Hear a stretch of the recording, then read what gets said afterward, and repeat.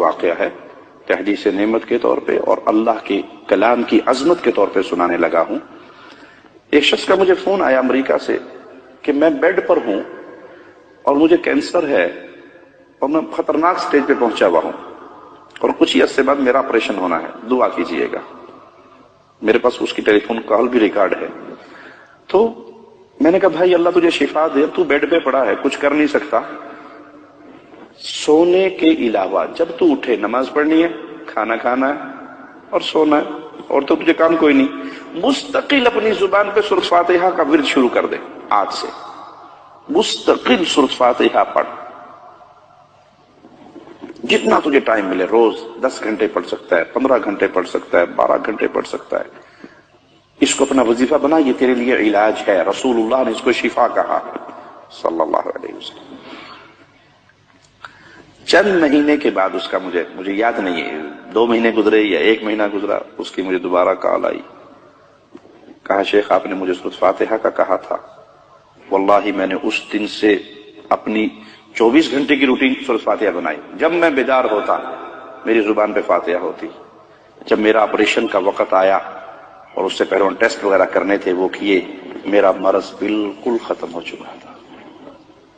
اس کو اللہ کے نبی نے شفا کہا ہے۔ آپ 24 گھنٹے کے پیچھے کیوں دوڑتے ہیں؟ آپ کے پاس جواہر ہیں، ہیرے ہیں، فاتحہ کو پڑھیں۔ اللہ نے مجھے بیٹی دی خدیجہ، اور اس کے دل میں 2 سوراخ تھے، یمامہ ہاسپٹل ریاض میں وہ پیدا ہوئی، تو پیدا ہوتے ہی مجھے ڈاکٹروں نے جب وزٹ کے لیے میں گیا بیٹی دیکھنے کے لیے، کہا اس کا ایمرجنسی میں فوری آپریشن کرنا ہے، بائی پاس، اس کے دل میں 2 سوراخ ہے، 1 لاکھ ریال کا خرچہ ہے۔ میں نے کہا میرے پاس تو 1 لاکھ ریال کی حیثیت نہیں ہے، میں کہاں سے اس کا آپریشن کروں گا؟ کہا نہیں آپ ٹرائی کریں، کوشش کریں، دیکھیں، لیکن اس کا آپریشن ضروری ہے۔ یہ روتی تھی تو پورا چہرہ اس کا نیلا ہو جاتا تھا۔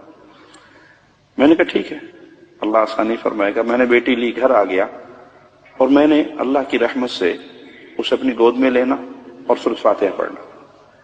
بعض دفعہ 2 گھنٹے، 3 گھنٹے مجھے ٹائم ملا، آدھا گھنٹہ، جتنا ٹائم ملنا، میں نے مستقل اپنی بیٹی کو گود میں لے کے صرف سورۃ فاتحہ پڑھنی۔ مجھے یاد نہیں کہ وہ 20-21 دن کے بعد دوبارہ یا مہینے کے بعد دوبارہ ہاسپٹل لے کر گیا تو فائل اسی بچی کی تھی، ڈاکٹر چینج تھے۔ اب وہ مشین سکرین پہ ایکو کر رہے ہیں، نیچے فائل دیکھ رہے ہیں اور اس سکرین کو غور سے دیکھ رہے ہیں۔ مجھے کہتے کہاں سے علاج کروایا آپ نے؟ میں نے کہا کہیں سے نہیں بھی کروایا۔ کہا تو اس کے 2 سوراخ بند ہو چکے ہیں، بالکل ٹھیک ہوگی، نارمل ہوگی ماشاءاللہ۔ میں نے کہا کچھ نہیں کروایا، صرف سورۃ فاتحہ پڑھ کے دم کیا۔ ہڈیوں کے پیچھے پڑے ہوئے ہیں، کوئی دھاگوں کے پیچھے پڑا ہوا ہے، کوئی پیر کے تھوک چاٹنے تک کے پیچھے پڑے ہوئے کہ بابا تھوکی چھوڑ دینا، ساڈا کام پار، بابا سوٹا مار دے، کئی بابے سوٹے والے ہیں، سوٹا مار دے، بس سوٹے سے ہمارا کام۔ اس حد تک ہمارا عقیدہ کمزور ہو گیا۔ ابن مسعود نے اپنی بیوی کے گلے میں اس دھاگے کو برداشت نہیں کیا، توڑ کر اعلان کیا ابن مسعود کا گھرانہ شرک سے پاک ہے، دھاگا باندھنے کو شرک قرار دیا۔ تو بھائی اگر کوئی تکلیف ہو، جس گھر میں سورۃ فاتحہ بقرہ پڑھی جائے شیطان بھاگ جاتا ہے، مستقل پڑھے، روزانہ پڑھے، تو جواب کیا ملے گا؟ مولوی صاحب 2.25 پارے پڑھے کون؟ اصل مسئلہ یہ ہے، ہم لگ گئے ہیں رشوت پہ کہ کسی مولوی کو پیسے دو اور ریڈی میڈ تیار شدہ پھوکے پھاکے مارے مرائے ٹرینڈ چیز ہمیں تیار ریڈی میڈ مل جائے اور جا کے استعمال کر لیں۔ ہم خود کیوں محنت کریں؟ بھائی خود پڑھو، صبح شام کے اذکار پڑھو، سورۃ فاتحہ پڑھو، آیت الکرسی پڑھو، فلق اور ناس پڑھو۔